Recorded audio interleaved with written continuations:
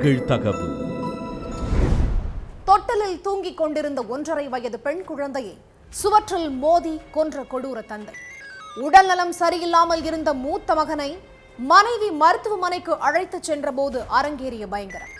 குழந்தையை கொன்றுவிட்டு போலீசிடம் நாடகமாடிய தந்தை பிடிபட்டது எப்படி? கொலையாளி வாக்குமூலத்தில் கூறியது என்ன?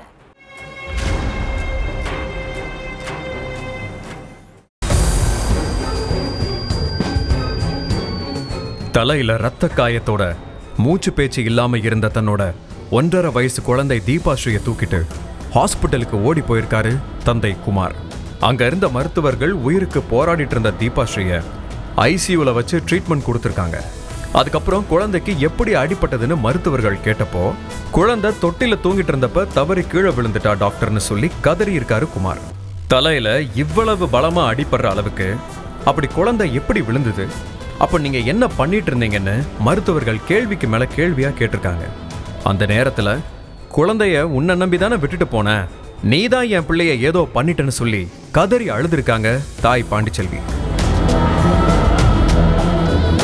அதை கவனிச்ச மருத்துவர்களுக்கு குமார் எதையோ மறைக்கிறாரு, குழந்தைக்கு வேற என்னமோ நடந்திருக்குன்னு போலீஸ்ல கம்ப்ளைண்ட் பண்ணியிருக்காங்க. அடுத்து அங்க வந்த போலீஸ் குழந்தைக்கு என்னாச்சு, எப்படி அடிபட்டுச்சுன்னு தந்தை குமார் கிட்ட விசாரிச்சிருக்காங்க. என் குழந்தை அங்க உயிருக்கு போராடிட்டு இருக்கு, என்கிட்ட இப்படி கேள்வியா கேட்டு டார்ச்சர் பண்றீங்களே சார்னு சொல்லி எரிஞ்சு விழுந்திருக்காரு. நான் கம்ப்ளைண்ட்டே கொடுக்கல, கம்ப்ளைண்ட் கொடுக்காம நீங்களா எப்படி விசாரிக்கலாம், பேசாம இந்த இடத்த காலி பண்ணுங்கன்னு போலீஸ் கிட்ட எகிரி இருக்காரு குமார். அவரோட கண்ணுல இருந்து கண்ணீர் சாரையா கொட்டிட்டே இருந்தாலும் அது கண்ணீரா இல்ல காணல் நீராங்கிற சந்தேகம் போலீஸ்க்கு ஏற்பட்டிருக்கு. இதுக்கு நடுவுல ட்ரீட்மெண்ட்ல இருந்த குழந்தை தீபாஸ்ரீ உயிரிழந்துருச்சு.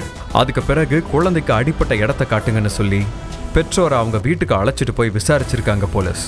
அப்போ அக்கம் பக்கத்துல இருந்து 2-3 பேர் ஓடி வந்திருக்காங்க. சார், குழந்தையோட அம்மா பாண்டிச்செல்வி பெரிய பையனை அழைச்சிட்டு வெளியே போயிருந்தாங்க. அந்த நேரத்துல பாண்டிச்செல்வியோட 1.5 வயசு குழந்தை தீபாஸ்ரீயோட அழுக சத்தம் பயங்கரமா கேட்டுச்சு. வீட்டோட கதவு உள்பக்கமா தாழ்பால் போட்டிருந்ததுனால எங்களால உள்ள போய் பார்க்க முடியலன்னு சொல்லியிருக்காங்க. அதுக்கப்புறம் முழு சந்தேக பார்வையும் குமார் மேல திரும்பி இருக்குது போலீஸ்க்கு. குமாரை ஸ்டேஷனுக்கு அழைச்சிட்டு போய் கிடுக்குப்பிடி விசாரணை நடத்தியிருக்காங்க. அப்பதான் மொத்த உண்மையும் குமார் வாயிலிருந்தே வெளியே வந்திருக்கு. குமாரோட வாக்குமூலத்தை கேட்டு போலீஸே ஒரு நிமிஷம் அதிர்ந்து போயிருக்காங்க. ஈரோடு எழுமாத்தூர்ல உள்ள பாண்டிச்செல்வி குமார் தம்பதிக்கு 1 வருஷத்துக்கு முன்னாடி தான் தீபாஸ்ரீ திவான்னு இரட்டை குழந்தைகள் பிறந்திருக்காங்க. இரட்டை குழந்தைகள் பிறந்ததுல இருந்தே கணவன் மனைவி இடையில அடிக்கடி தகராறு ஏற்பட்டிருக்கு. ஏன்னா குழந்தைகள் 2 பேருமே குமாரோட ஜாடையில இல்லைனோ, இந்த குழந்தைகள் எனக்கு பிறந்தது இல்லைன்னோ பாண்டிச்செல்வியை சந்தேகப்பட்டு துன்புறுத்தியிருக்காரு குமார். தினமும் வீட்டில் இதே பிரச்சனையா தான் இருந்திருக்கு. சம்பவத்தன்னைக்கு மகன் திவானுக்கு உடம்பு சரியில்லாததுனால ஈரோடு கவர்மெண்ட் ஹாஸ்பிட்டலுக்கு அழைச்சிட்டு போயிருக்காங்க தாய் பாண்டிச்செல்வி. தீபாஸ்ரீ தொட்டில் தூங்கிட்டு இருந்ததால கணவரை பார்த்துக்கோங்கன்னு சொல்லிட்டு கிளம்பியிருக்காங்க. குமார் வீட்டில் உட்காந்து டிவி பார்த்துட்டு இருந்தப்ப தொட்டில்ல தூங்கிட்டு இருந்த தீபா பசியில அழுததா தெரியுது. அப்போ யாருக்கோ பிறந்த குழந்தைய நான் ஏன் பார்த்துக்கணும்னு சொல்லி குழந்தைய தொட்டில இருந்து தூக்கின குமார் குழந்தையோட தலைய சுவத்துல பலமா அடிச்சிருக்கான். வலியில பயங்கரமா அழுத தீபாஸ்ரீ கொஞ்ச நேரத்துல மூச்சு பேச்சு இல்லாம அன்கான்சியஸ்ல போயிருக்காங்க. அதை பார்த்ததும் பதட்டமான குமார் குழந்தைய ஹாஸ்பிட்டலுக்கு தூக்கிட்டு ஓடி இருக்கான். தொட்டில தூங்கிட்டு இருந்த குழந்தை தவறி கீழே விழுந்துருச்சுன்னு நாடகம் ஆடி இருக்கான். எல்லா உண்மைகளும் போலீஸ் விசாரணையில அம்பலமாயிருக்கு.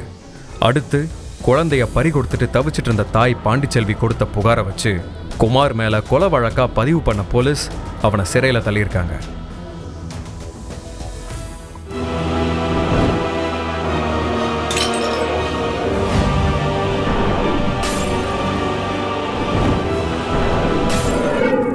நிகழ்தகவு.